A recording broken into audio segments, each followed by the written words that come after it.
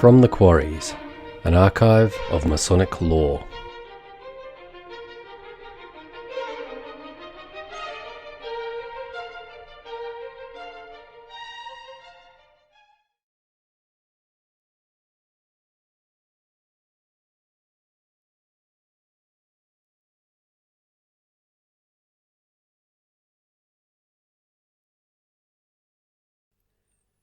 Masonry was not formulated to give an historical account of the building of King Solomon's Temple and its rebuilding by Zerubbabel. Masonry is a way of life. It sets out by means of symbols and allegory the way to live life in accordance with the wishes of the true and living God Most High. In this lecture, I propose to give more details on some of the important aspects referred to in the Royal Arch ritual, commencing with Zerubbabel and proceeding through the matters affecting the rebuilding of the temple.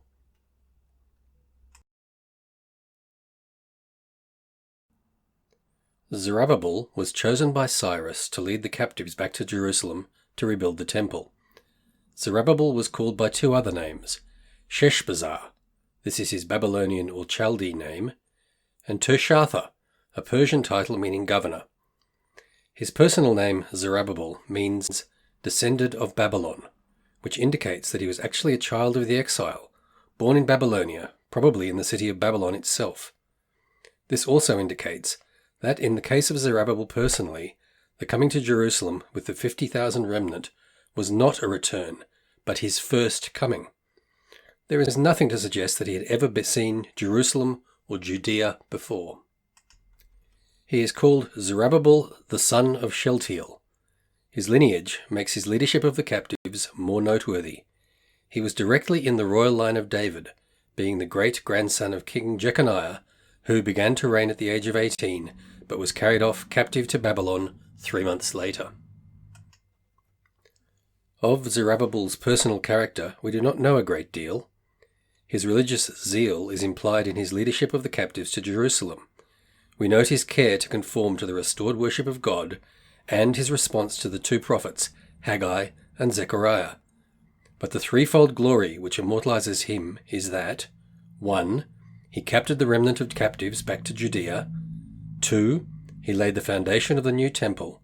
And 3. He completed the erection of the new temple.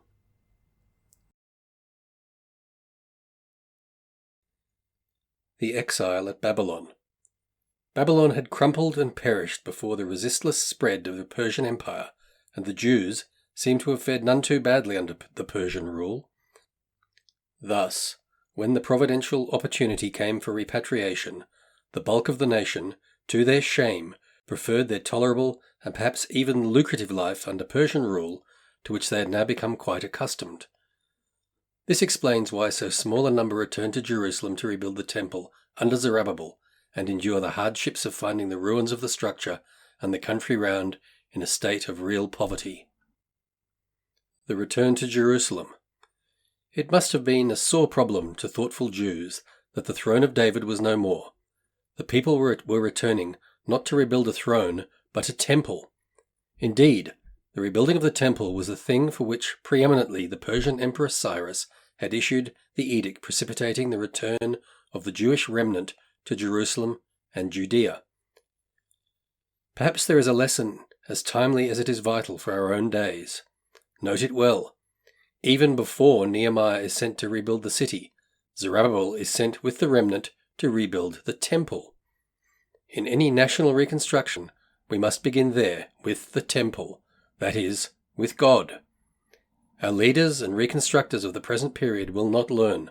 They persist in the idea that the city must be built before the temple. All rebuilding starts with the spiritual side.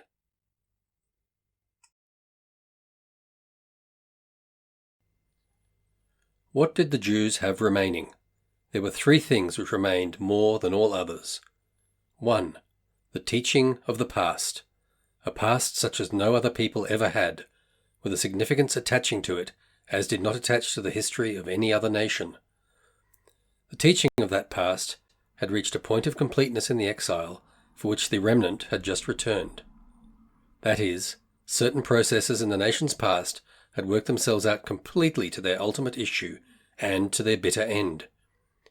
In retrospect, the covenanted people could now see in grimly complete lines just where the processes of apostasy had brought them, and it was vital that they should now learn unforgettingly the teachings of their nation's past. 2. There was the prophetic promise for the future. Although the Davidic throne was no more among them, the Davidic line was. And 3. There was the presence of Jehovah with them in the present. That presence had been strikingly guaranteed to them in the decree of Cyrus, the Persian emperor calling on the Jews to return to their native land and to rebuild the temple of Jehovah in Jerusalem. What must have been the feelings of the Jews during the last years of the captivity in Babylon, when the fame of Cyrus began to spread, when Babylon fell, and when the new emperor, Cyrus, who had been actually forenamed by Isaiah 200 years earlier, gave his edict for the rebuilding of the temple at Jerusalem exactly as Isaiah had foretold.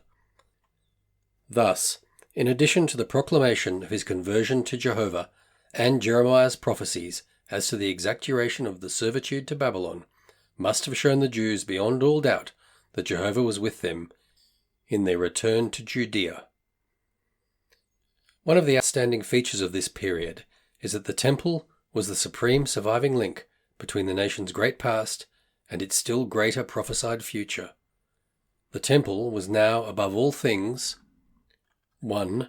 The symbol of the unity of the nation, the more so now that the earthly throne had disappeared. 2. The reminder of the nation's high calling and function. 3. The sign that Jehovah was still with them, his chosen people. And 4. The focus of the true emphasis of the national life.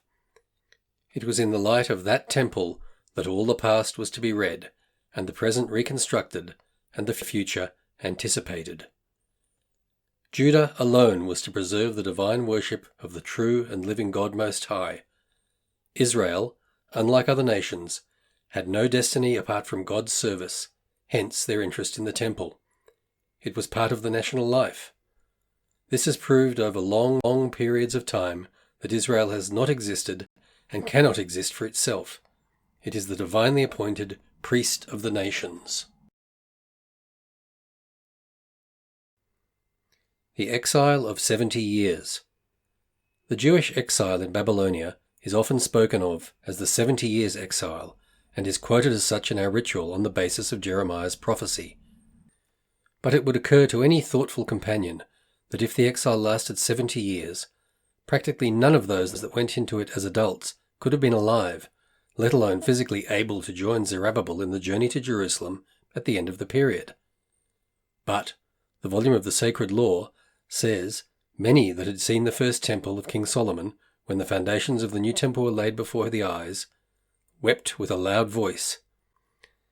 Are we to think that these men were all 90 years or over? No, for the exile lasted 52 years, not 70.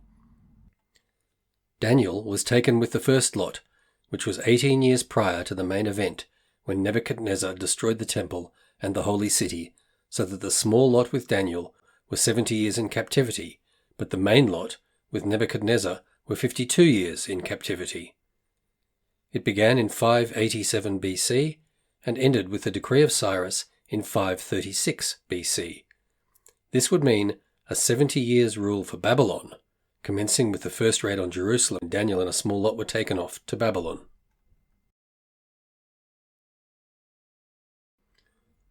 The decree of Cyrus. Let us not miss the point that the proclamation of Cyrus, which occasioned the return of the captives to Jerusalem, was directly attributed to divine constraint. The Lord stirred up the spirit of Cyrus, king of Persia, that he make a proclamation. The wording of Cyrus' proclamation is certainly remarkable. Jehovah, the God of earth, have given me all the kingdoms of the earth, and he hath charged me to build him an house at Jerusalem, which is in Judea. How came this Persian emperor to have such knowledge of, and reverence for, and guidance from God of Israel? In some way or other, Cyrus had come under the influence of the Jewish religious teaching.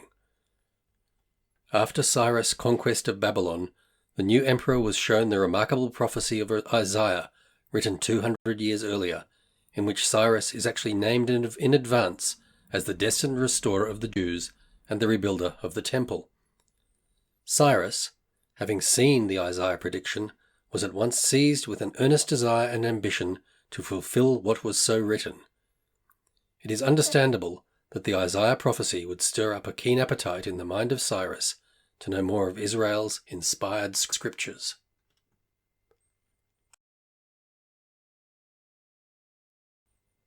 The Samaritans. The Royal Arch Ritual says in part, "Our neighbours the Samaritans have already made similar proposals, but Zerubbabel rejected the offer of the Samaritans to help in the rebuilding of the temple, and they were a source of annoyance to the workers, and, for a time, were successful in having the work brought to a standstill."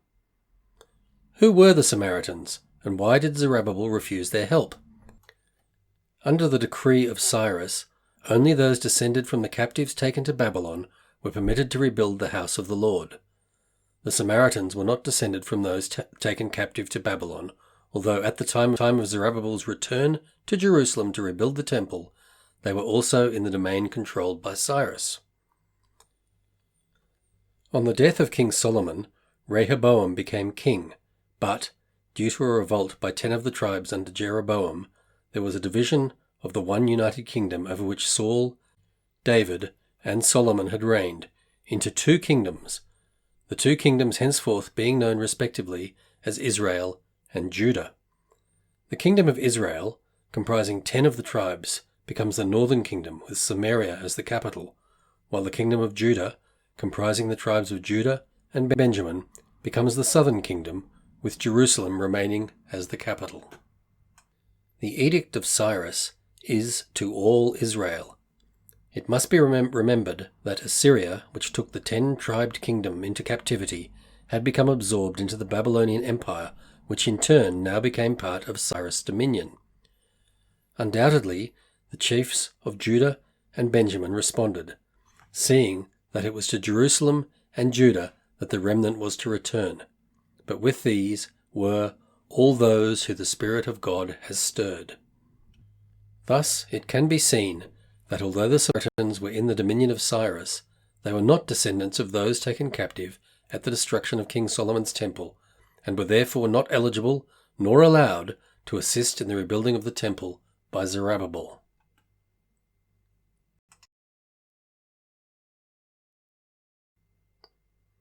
Ezra. Although the temple was completed in 4.5 years after the arrival of Haggai and Zechariah, and much of the credit for the expedition of the work is due to the energy and zeal of Haggai, yet the important work of Ezra and his contingent of scribes cannot be overlooked. The arrival of Ezra was 59 years after the temple had been completed, but in reality the real work was not done. The nation had fallen away from the teachings of the true and living God Most High, and many of their practices, even of the priests, was verging on idolatry. Ezra was one of the captives in Babylon, where, almost certainly, he was born. He was a lineal descendant of Israel's first high priest, Aaron, and also the links in the chain of descent are given in the volume of the Sacred Law, so that he was a high priest.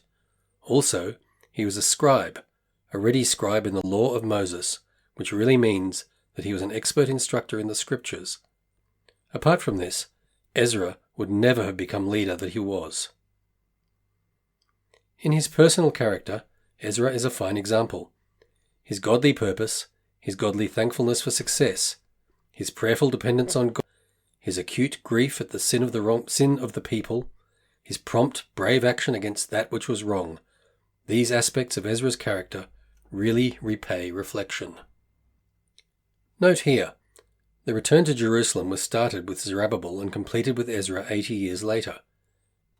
Ezra's return was made possible by a decree of Artaxerxes, the then reigning Persian monarch, with about 2,000 males in all his contingent in 456 BC.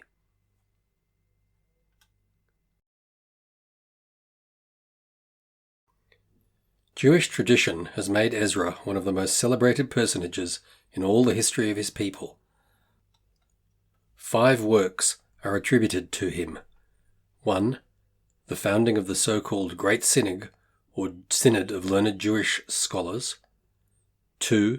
The settlement of the Sacred Canon, or recognized list of authoritative Hebrew scriptures, and its threefold arrangement into the Law, the Prophets, and the Writings. 3. The changeover from the writing of the Hebrew scriptures in the Old Hebrew script to the New, with its square Assyrian characters. 4. The compilation of the Book of Chronicles, along with the book which now bears his own name and the Book of Nehemiah. And 5. The institution of the local synagogues. If these 5 big accomplishments provenly and directly originated with Ezra, then he certainly is of a stature to be eyed with some wonder. But did they originate with him? This much, however, is quite factual, that these far-reaching developments took shape in or near the period of Ezra's moral and literary leadership, and that he had no small part in them. Nehemiah. Nehemiah came to Jerusalem in 445 BC. The restored Jewish remnant had then been back in Judea over 90 years. Zerubbabel and his contemporaries were now passed away, and another generation filled their place. What had happened during those 90 years? The new temple had been built, much inferior to the original, of course, but, although the actual building had taken only 4 years, 5 months and 10 days after the arrival of Haggai and Zechariah, yet the remnant under Zerubbabel had been back 21 years when it was completed. Some 60 years after this, Ezra had come from Babylon to Jerusalem with his company of approximately 2,000, males only accounted. Moral and spiritual conditions in Judea were then far from satisfactory.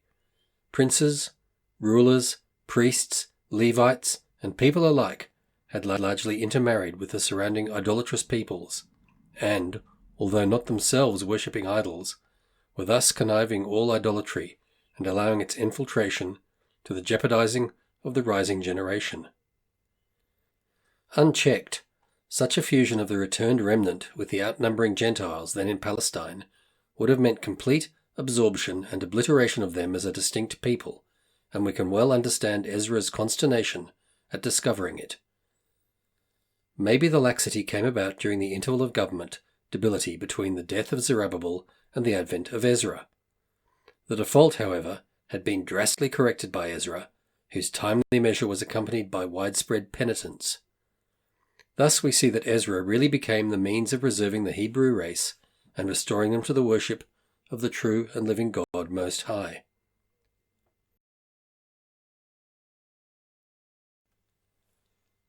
Under the leadership of Nehemiah, the walls of Jerusalem were rebuilt, and the people themselves were re-instructed in the law which God had given to their nation, long before, through Moses. Nehemiah's special objective was the rebuilding of the city walls. His work came under 2 headings. 1. The reconstructing of the city walls. 2. The reinstating of the people.